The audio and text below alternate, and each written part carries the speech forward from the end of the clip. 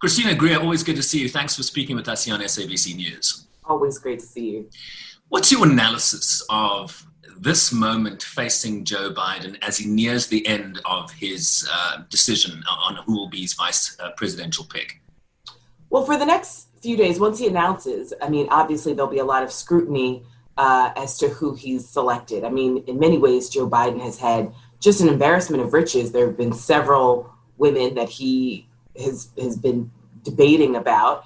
He did say that he was going to choose a female vice president. We know that in 1984, Walter Mondale chose Geraldine Ferraro. And then in 2016, Hillary Clinton, the female nominee, chose Tim Kaine. So this is the third time that we'll see a Democratic Party ticket with a male and a female on the ticket. Many people argue that he should choose a Black woman just because Black women have been the base of the Democratic Party for so many decades now and really delivered in a lot of key ways, not just in presidential elections, but in elections across all 50 states. But Joe Biden, because he is the oldest nominee that we've ever had, and I have to say he's the presumptive nominee, he hasn't accepted the nomination just yet, but he's the oldest presumptive nominee, 77 years old. And so when he governs, he'll be 78. And so this is actually a different moment just because normally the vice presidential pick is interesting for a few days and then it sort of dissipates. But because I think some people are concerned about his age, they will be looking at the vice presidential pick, not just as someone who could potentially help govern if anything ever happened to Joe Biden, but also there's an assumption that Joe Biden won't run for a second term if he is elected. So this person would obviously be set up to be the future of the party in 2024 if she chooses so. But Professor Greer, you'd agree, though, that there is a growing expectation, certainly given this moment in the United States, the focus post the killing of George Floyd, the energy you saw on the streets, what Black women represented to the Democratic Party in the last election in 2018 when they retook the House, and how they've consistently supported Democratic candidates over the years. There's an expectation, one senses, that this has to be a Black vice presidential candidate or else. Not so? Well, not so. I think that there will definitely be disappointment if Joe Biden does not choose a Black woman. However, the existential threat that Donald Trump poses, not just to Black Americans, but to all Americans, and honestly to the world, makes it such that many people will be disappointed and may hold their noses, but still go to the polls. We might see a small fraction of voters abstaining, which is quite dangerous because in this particular election, an abstention could mean a vote for Donald Trump in many ways. So Democrats need as many people to turn out as possible. But I don't think it'll be as detrimental just because the current president has been so anti-Black, so patriarchal, so white nationalist in so many of his policies. I think that if Joe Biden does decide to choose someone who is not a Black woman, he will have to quickly frame and articulate why it is he made that choice. Maybe it'll be a geographic choice. There's a conversation about, say, Megan Whitmer, who's the governor of Michigan. So that may be a strategic choice, not just for the state of Michigan, but for the region, since Donald Trump won Michigan and Wisconsin, the neighboring state. If he chooses someone like Tammy Baldwin, who's a senator from Wisconsin, she again would be someone who could deliver a key state and also help bolster the region. And she's openly LGBTQ plus community.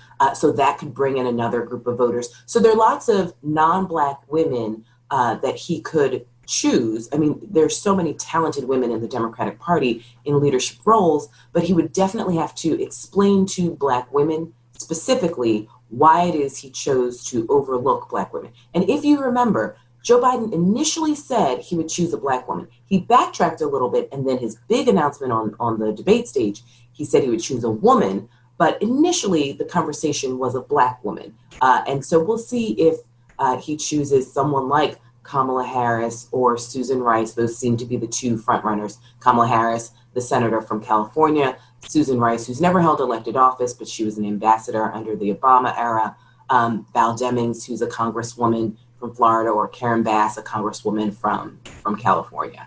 It's dominated, certainly the shortlist that you've provided, and my shortlist over here, perhaps you haven't mentioned Elizabeth Warren, you have Tammy Duckworth, the senator from Illinois. This is a heavily black-dominated list? I mean, he's taking a really good look at black people. Why is that, do you think? Well, I mean, there's a lot of talent. I mean, we haven't even mentioned Stacey Abrams. I mean, I think that if Stacey Abrams weren't robbed in 2018 for the governor's race, I mean, keep in mind that race, if you were looking at it in Georgia, she ran against the Secretary of State who controlled the elections. So we saw rampant voter suppression, voter disenfranchisement in ways that, even white independent voters and white Republicans were pretty shocked at how the elections were run. Polling stations that were moved, machines not being delivered, ballots not being delivered, provisional ballots not being provided. So if Stacey Abrams, in my estimation, were a sitting governor as of today in the state of Georgia, I think that she would be in the top one, if not two candidates, just because of her ability to really connect with voters in a campaign space, but also governance, since Georgia is a purple state. So we know the red states usually represent Republicans and blue states represent Democrats. But the work that she was able to do, she really helped register and galvanize enough Democratic voters where that state was quickly changing from red to purple.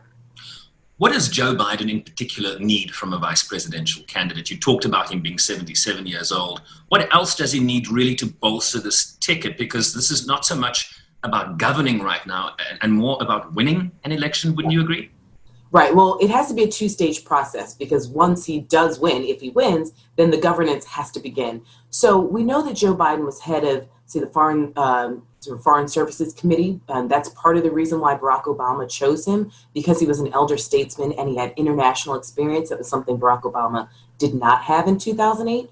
But because our international reputation has been so damaged and our allies have essentially moved on without us, and we've been cozying up to authoritarian regimes for the past 3+ years, I do think that Joe Biden needs someone, if he's going to focus on some of the economic desperation that we have here at home and making sure that the American public is back on track, not just with our health in fighting COVID, but also our economy, then I think he will need to choose someone who has some international experience, who can go abroad in addition to a Secretary of State, but a vice president who can understand some of the international relationships and foundations that need to be rebuilt.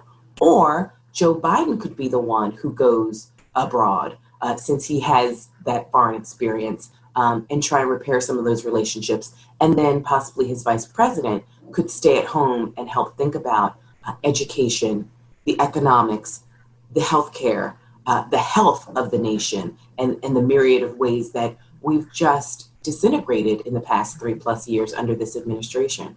Okay, Christina Greer, who is your favorite? I mean, Stacey Abrams is my favorite. I've written extensively about why I think that she has the nonprofit, the public and private sector experience. She doesn't have governmental experience, really, and I think that well, comes against it, no?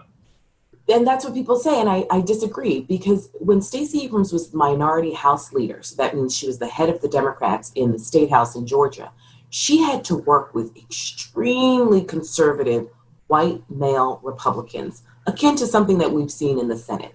And she reminds me of Lyndon Johnson. She was able to understand the rules and then work with people across the aisle to explain to them why it's beneficial for them to pass a bill or to not pass a bill. And so her negotiation skills when she was minority leader were really something that I think Joe Biden could use in this moment. I also think that he has to choose someone who's good at two things. He has to choose someone who's good at campaigning and governance. We've seen the governance part with Stacey Abrams in the state of Georgia. And for your international viewers, Georgia is in the South, and it's known to be much more conservative than, say, northern cities. But the campaigning piece is key. And we saw what she was able to do. She mobilized more voters in the state of Georgia than they had ever seen before. More than Jimmy Carter was able to get, more than Barack Obama was able to get, more than Hillary Clinton was able to get. So if Joe Biden wants to win, he can't sort of think the way Hillary Clinton thought in 2016 was, let me choose someone who will be great with governance, and January 20th, once I'm sworn in, they'll be fantastic and we can work together, because a president and vice president usually work pretty closely together. But we don't get to January 20th in an inauguration if we can't get through a campaign stage to motivate and mobilize people to get excited and to understand and connect their issues to why they need to vote for this particular ticket. And so there are a lot of women who are talented that Joe Biden has to choose from, but some of them, especially in this virtual sense, since we won't be able to do the big campaign rallies, we call it pressing the flesh, touching babies and, kissing babies and shaking hands. You'll have to do a lot of things virtually. So you need someone with a level of charisma who can quickly connect with a voter and help them understand why it is that they're important to the democratic process, small d democratic process. And I think that Stacey Abrams is the best combination of being able to do the campaign process and then also the governance process. I mean, no one knows what it's like to be president or vice president until you're in that seat. The great thing is Joe Biden knows what it's like to be a vice president. So his transition will be slightly less, but I mean, the learning curve is steep for whomever it is. Even if you were in the Senate, you have no idea what it's like to be a vice president. Even if you were a governor, you have no idea what it's like to be a vice president. So I think that she's clearly a quick study, and I think that she's one of the smarter politicians that we have out there. But her campaign experience is what really got me excited and why I was really championing for her. Kamala Harris, what do you make of that candidate? I think that Kamala Harris, January 20th, would be ready to go. I think that she, definitely has the intellect to do so. What concerns me is the campaign phase. The fact that we can pretty much write the attacks that Donald Trump will use. Since the attacks on Joe Biden haven't really stuck, the Sleepy Joe Biden title hasn't stuck, the Hunter Biden accusations haven't stuck, the health concerns haven't stuck. We just saw Joe Biden riding a bicycle, something that we know Donald Trump probably can't do.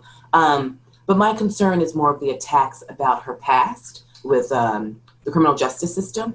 And it's not that I think that people will vote for Trump. I don't think that that's the case if Kamala Harris is on the ticket. But I do think that her selection could possibly suppress the vote in the sense that there'll be a percentage of Black male voters specifically who will just stay home because they're not excited. And that would be enough in possibly certain states to deliver a win to Donald Trump. So that's my only concern. So if he does choose Kamala Harris, they will quickly have to decide, articulate to voters, this was the past. We have all changed positions at some point in time. We've grown, we've learned more, but her role as top cop in the largest state in the United States will definitely be something that they'll have to frame and reframe for the American public, especially for Black voters who are disproportionately victims of the criminal justice system. Christina Greer, thank you very much indeed for speaking with us. Thank you. Professor Christina Greer is an associate professor of political science at Fordham University. She's the author of Black Ethnics, Race, Immigration, and the Pursuit of the American Dream. She was also the politics editor at The Greer. All right, so wrapping up with a look at global